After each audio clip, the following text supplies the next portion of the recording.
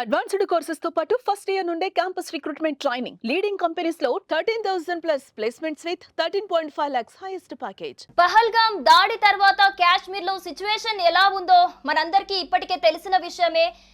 దాడి జరిగిన తర్వాత నుంచి కూడా ఉగ్రవాదుల జాడ కోసం వెతుకుతూ ఉంది భారత ప్రభుత్వం ఉగ్రవాదులపై ఉక్కుపాదం మోపుతున్నట్టుగా మనకి తెలుస్తోంది. ఉగ్రవాదుల శిబిరాలని ధ్వంసం చేస్తూ నేలమట్టం చేస్తూ వస్తోంది. ఇప్పటికే కొంతమంది ఉగ్రవాదుల ఇళ్లను కూడా ధ్వంసం చేసింది భారత ప్రభుత్వం. అలాగే ఈ నేపథ్యంలోనే పీర్ పంజార్ అడవుల్లో నక్కి దాగి ఉన్నారని ఉగ్రవాదులు ఒక అనుమానంతోని కూడా గాలింపు చర్యలను ముమ్మరం చేస్తూ మరింత దూకుడు పెంచింది భారత ప్రభుత్వం. డ్రోన్లు అలాగే స్నీపర్ డాగ్స్ తో గాలింపు చర్యలను అయితే ముమ్మరం చేసింది. మరి ఈ నేపథ్యంలో ఉగ్రవాదుల ఆచూకీ తెలిపిన వాళ్ళకు కూడా 20 లక్షలు, ఒక్కొక్కరికి 20 లక్షల రివార్డ్ ని కూడా అనౌన్స్ చేసింది భారత ప్రభుత్వం. ఒకసారి దీనికి సంబంధించిన అప్డేట్స్ చూద్దాము. మరి ఎంతమంది ఉగ్రవాదుల ఇళ్లను ఇప్పటి వరకు ధ్వంసం చేసింది, వాళ్ళకి సంబంధించిన నేమ్స్ ఏమైనా ఉన్నా, అంటే ఎవరెవరి ఇళ్లను ధ్వంసం చేసింది ఏమైనా తెలుసా, అసలు ఉగ్రవాదుల ఆచూకీ ఇప్పటి వరకు ఏమైనా తెలిసిందా? ఇలాంటి అప్డేట్స్ అన్ని మనకు అందిస్తారు ప్రేమ్. ఇప్పటి వరకు కాశ్మీర్ లో జరిగిన ఇష్యూకు సంబంధించి కేంద్ర ప్రభుత్వం కావచ్చు, భారత ఆర్మీ కావచ్చు, నేవీ కూడా ఇందులో ఇన్వాల్వ్ అయి ఇప్పటి వరకు పెద్ద ఎత్తున సెర్చ్ అయితే నిర్వహిస్తున్నారు. అంటే ఎవరైతే ఉగ్రవాదులు ఉన్నారో వారందరినీ ఏరివేసే క్రమంలోనే వారికి సంబంధించిన, అంటే ఇప్పటి వరకు ప్రభుత్వం కావచ్చు, అక్కడ ఉన్న ఆర్మీ కావచ్చు, భద్రతా బలగాలు కావచ్చు, విస్తృతమైన గాలింపు చర్యలు అయితే చేపట్టారు. అయితే ఇక్కడ ఇప్పటి వరకు ఎవరిని కూడా అంటే పట్టుకోలేదు. కానీ ఒక 11 మంది ఉగ్రవాదులకు సంబంధించిన స్థావరాలు అనొచ్చు, ఇండ్లు కావచ్చు, అంటే వీటన్నిటిని కూడా అక్కడ నేలమట్టం చేశారు. పూర్తిగా మనం ఈ యొక్క పెహల్గామా దాడి తర్వాత ప్రభుత్వం కొంత దూకుడు పెంచిందని చెప్పొచ్చు. ఉగ్రవాదాన్ని అణిచివేస్తాం, భారత ఆత్మ పైన ఏదైతే దాడి జరిగిందో ఈ దాడిని 100% తిప్పికొడతాం, ప్రపంచ దేశాలకు భారత్ సత్తా ఏంటో చూపిస్తామని కూడా ఇప్పటికే ప్రధానమంత్రి నరేంద్ర మోడీ చెప్పిన నేపథ్యంలో ఏదైతే ఉగ్రవాదులకు సంబంధించిన 11 ఇండ్లను నేలమట్టం చేశారు. అయితే వీరందరూ కూడా 11 మందికి సంబంధించిన ఇట్లు కావచ్చు, వారి స్థావరాలు కావచ్చు, మొత్తం కూడా నేలమట్టం చేయడం, అదే విధంగా వీరిపైన ప్రత్యేకమైన నిఘా ఏర్పాటు చేయడం మనం చూస్తున్నాం. ఇప్పటికే రంగంలోకి డ్రోన్లు, అదే విధంగా యుఏవీలు, స్లీపర్ డాగ్లతో పాటు ప్రత్యేకమైన బృందాలు అక్కడ గాలిస్తున్నాయి. ఎట్టి పరిస్థితుల్లో ఉగ్రవాదుల మూలాలను జమ్మూ కాశ్మీర్ తదితర ప్రాంతాల్లో లేకుండా చేయడం అనేదే ప్రభుత్వం ఏకైక లక్ష్యంగా పెట్టుకుంది. చూస్తున్నాం మనము దాడి జరిగిన రోజు నుంచి ఈ రోజు వరకు కేంద్రం కావచ్చు ఎక్కడ కూడా కొంత కూడా అంటే వెనకడుగు లేకుండా మొత్తం కూడా జల్లెడబడుతున్న పరిస్థితి మనకు అక్కడ కనిపిస్తుంది. మరోవైపు పాకిస్తాన్ కి సంబంధించిన నేతలు కావచ్చు, అక్కడున్న ఇతర పార్టీల నేతలు కావచ్చు, వారు కూడా అడ్డగోలు విమర్శలు చేస్తున్నారు ఇండియా పైన. అంటే నీటిని ఆపేస్తే మేమేంటో చూపిస్తాం, మా దగ్గర మా సత్తా ఏంటో మీకు చూపిస్తాం, మేము రంగంలోకి దిగితే మీరు తట్టుకోలేరు అన్నట్లుగా, అంటే వాపును చూసి బలుపు అనుకుంటుంది పాకిస్తాన్. అయితే ఈ నేపథ్యంలోనే ప్రభుత్వం చేపట్టే ఈ యొక్క కార్యకలాపాలు ఏవైతే ఉన్నాయో ఇదంతా కూడా పెద్ద ఎత్తున సాగుతుంది. అయితే ఇప్పుడు మన దగ్గర ఉన్న సమాచారం మేరకు ఇక్కడ ముఖ్యంగా ఈ యొక్క ఉగ్రవాదులు అనే అనుమానంతో పాటు ఉగ్రవాదులతోటి సంబంధాలు ఉన్న వ్యక్తులు 11 మంది ఇండ్లు ఏవైతే ఉన్నాయో అవన్నీ కూడా అద్నా షఫీతో పాటు ఫారూక్ అహ్మద్ తద్వి, జమీల్ అహ్మద్, షీర్ నజీర్, జాకిర్ అహ్మద్, వీరితో పాటు మరికొంతమంది శ్రీనగర్ కావచ్చు, జమ్మూలో కావచ్చు, ఇంకా పహల్గామా తదితర అంటే ఆ యొక్క లోయ ప్రాంతాల్లో ఉన్న ఏవైతే వీరి స్థావరాలు అని అనుమానాలు ఉన్నాయో వాటన్నిటిని కూడా ఇప్పటికే మన భారత ఆర్మీ నేలమట్టం చేసింది. అంటే వీరంతా కూడా ఇప్పుడు ఆ చుట్టుపక్కల ఉన్న అడవి ప్రాంతాల్లో మనకు స్పష్టంగా, అంటే మనకు సంబంధించి అక్కడ ఉన్న నిఘా వర్గాలు చెప్పిన విషయం ఏంటంటే పీర్ పంజల్ అడవుల్లో వారు దాక్కున్నారు, నక్కి ఉన్నారనే ఒక సమాచారం అయితే లేటెస్ట్ గా వచ్చిన అప్డేట్. అక్కడ ఆ పరిసర ప్రాంతాల్లో మొత్తం కూడా భద్రతా బలగాలు మోహరించాయి. ఒకరికి 100 అన్నట్లుగా అక్కడ ఉన్నారు.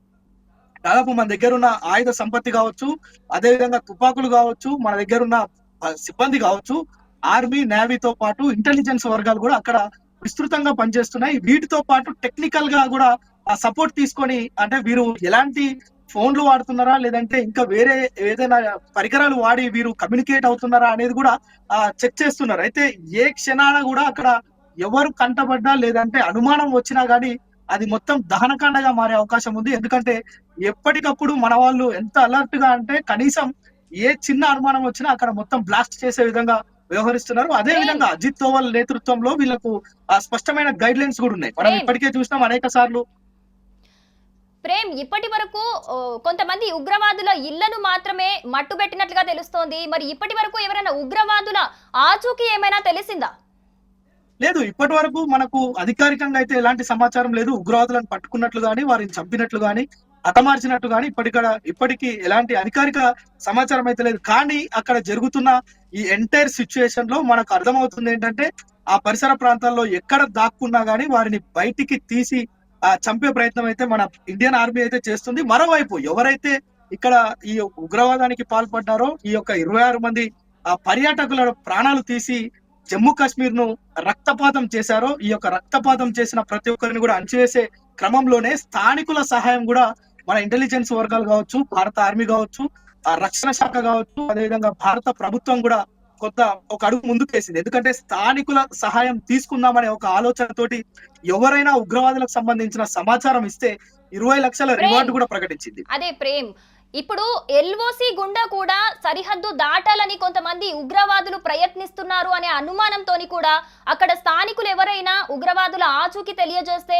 20 లక్షల రివార్డు కూడా ఒక్కొక్కరికి ఇస్తామన్నట్టుగా ప్రకటించింది భారత ప్రభుత్వం. మరి దీనికి సంబంధించి అంటే దీని వల్ల ఏమైనా తొందరగా ఉగ్రవాదుల ఆచూకీ తెలిసే అవకాశం ఉందా? ఇప్పుడు అక్కడ సిచ్యువేషన్ ఎలా ఉంది?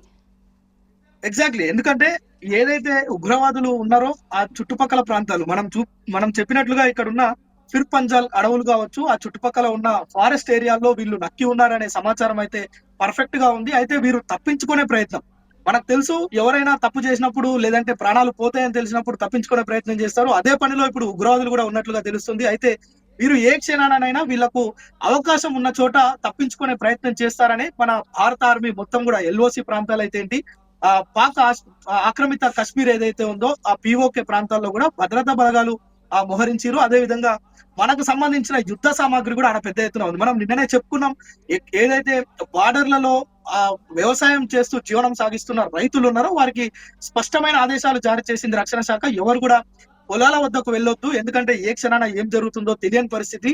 రైతులు ఎవరు కూడా పొలాల వద్దకు వెళ్ళొద్దు అని చెప్పిన పరిస్థితి. ఈ నేపథ్యంలోనే వారిపైన 20 లక్షల రివార్డు కూడా భారత ప్రభుత్వం ప్రకటించింది. ఎవరైనా వారి కదలికలకు సంబంధించిన సమాచారం కావచ్చు, ఉగ్రవాదులకు సంబంధించిన ఏ సమాచారం ప్రభుత్వానికి చెప్పినా, పోలీసులకు చెప్పినా 20 లక్షల వారిని పట్టిస్తే ఒక 20 లక్షల రివార్డ్ అయితే ప్రకటించింది. అంటే ఇందులో ప్రజల్ని కూడా భాగస్వామ్యం చేసే అక్కడ చాలా మంది జాతీయవాదులు ఉన్నారు. మనం చూసాం, ఏదైతే ఈ యొక్క దాడిలో మనం మొదటి నుంచి చూస్తున్నాం, కేవలం ముస్లిమేతరులనే చంపారని చెప్పి మనకు మొదటి నుంచి తెలుస్తుంది. కానీ అక్కడ ఉన్న కొంతమంది పర్యాటకులను కాపాడటంలో కూడా ముస్లింసే కీలక పాత్ర పోషించారు. ఎవరైతే హార్స్ రైడర్ కావచ్చు, అదేవిధంగా ఒక గైడ్ కావచ్చు, ఇలా వారు చేసిన సాయం మనం మరవలేనిది. ఎందుకంటే వారిని ఖచ్చితంగా మనము అప్రిషియేట్ చేయాలి ఇందులో, ఎందుకంటే వారు ప్రాణాలకు తెగించి చేశారు కనుక. సో ఈ నేపథ్యంలోనే జాతీయ భావాలు ఉన్నవారు, అదేవిధంగా దేశభక్తి ఉన్నవారు, ఈ మట్టి పైన బతుకుతున్నాం అనే ఒక ఇంకిత జ్ఞానం ఉన్నవారు ఎవరైనా గానీ ప్రభుత్వానికి సమాచారం ఇస్తారనే ఒక ఆలోచనతోనే 20 లక్షల రివార్డు కూడా ప్రకటించినట్లు తెలుస్తుంది.